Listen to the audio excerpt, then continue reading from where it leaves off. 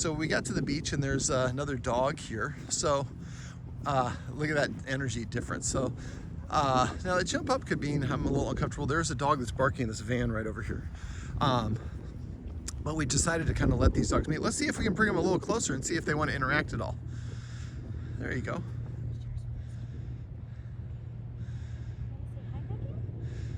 There you go. Oh, very good. We love that. So I got a little interaction. I moved away. That's okay. So we're just gonna kind of wait. Just like us, we don't do everything all at once. So she's moving her head around, checking on the environment, but now her mouth is finally open. Her ears are starting to oscillate up. Her tail is not tucked. Now, there you go. She's sniffing the other dog. What's your other dog? What's your dog's name? Nugget. Nugget. So she's sniffing Nugget as I have lost my focus. There we go. So you see that when you already went to pet Nugget, she moved away and her tail tucked a little bit. That's okay. She's got some fear for humans, but see that mouth open? I really like that mouth open. That doesn't mean everything, but that's typically a little bit. Now it could mean I'm really stressed, I'm trying to breathe heavily. Go ahead and do a pirouette, or do that, perfect. See the mouth is closed, sitting and laying down. So the mouth open is typically, if a dog goes from an open to a closed mouth, that can be an indication they feel uncomfortable. So you want to lead Nugget around her.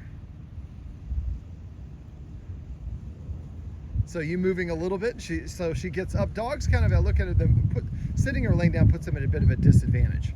And so if a dog sits, it's a good indication they feel comfortable. If they don't want to sit near something, that could be an indication they don't feel comfortable. And I realize this, let's get better lighting. There we go. And you can pet her. Good job of petting underneath. Hey Nugget, I'm gonna have you not walk towards me. I'm gonna try to get you guys to stay there. I'm just trying to get good footage. I know Nugget, I had those good treats, huh? I actually have to go. Okay, well, that was great. Can you lead her back over to Miss Luna? Lead Nugget over and then we'll let you on your way. Thank you very much for your help. You're welcome. Bye guys. Have a good day. Hey, you too. Bye. All right, so now the tail's tucked again. So the movement seems to be a trigger for her, for other people. And a little bit of lick lip right there, but the mouth is back open. Now the petting the way you're doing is very comforting and it can be calming. But she looks better than she did inside, but her ears could not be pinned back anymore.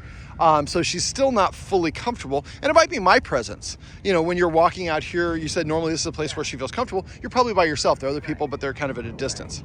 All right, well, this is a little bit on, so for dog body language, we'll just kind of encapsulate a little bit. So what we'd like to see the dog's tail out, extending parallel with the spine and not going, if it's up, nothing wrong with it going up, but when it's up, it's a little bit more alerting. When it's tucked like it is now, you can see that it's tucked between her legs. That's an indication she feels uncomfortable. Yawning can also be an indication the dog feels uncomfortable. Or is trying to relax or send a signal to another dog to relax. So what I do is there we go. Now she's laying down and she laid down on her own accord. So if a dog sits or lies down, that often can mean that the dog feels comfortable. Now it also, for submissive dogs, can maybe make them try to make themselves look smaller. But the fact that you see that she's breathing pretty heavy. And that's, it's hard to see because she's a black dog, but you can see her. She's panting a little bit. I like to think this is like a roller coaster. If we ride a roller coaster, we're sitting. We're not really doing anything, but we probably burn 500 calories in 2 minutes because of all the extreme experience.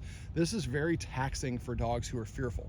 So, and our guardian and I talked about not petting on top of the head, instead to pet under the chin, on the chest or on the shoulders. And for a lot of dogs, petting a circle on the chest, slow circle just on the chest plate, can be calming and relaxing for them. Now we'd like to see Luna using her nose. That's a normal there, and as if on cue, she's gonna sniff the environment. That's what we like. If you're about to get mugged, you don't really check out the scenery. And so if she's really freaked out, she's going to be snapping her head around in different directions and not being sniffing, not experiencing her environment. So if you see her snapping her head around, look around. Is there something that's going on that maybe we can move her away from?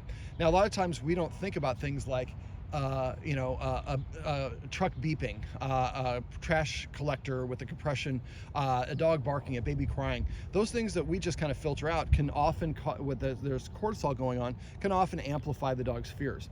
So I look at the dog's head. Is the nose up or down? Up is more confident, down is more uncomfortable or insecure. Is the dog leaning in one direction or another? If it's leaning away from something, good indication it doesn't feel comfortable. A lot of times they are going to breathe heavily or hold their breath. Those can be indications of stress. And then I look at the dog's overall body language. Are they stiff or are they relaxed? Dogs are normally what I like to refer to as wiggly and jiggly. So right there, scratching could be a displace, or scratching to sniff could be another displacement behavior, but it could be just I'm checking things out. So her ears, you see, are kind of they're not as pinned back as they were before. She's interested in what she's doing. Digging is fun for a lot of dogs. And her tail, although she's laying on it, doesn't appear to be as tucked. So learning to read your dog's body language can really make a big difference.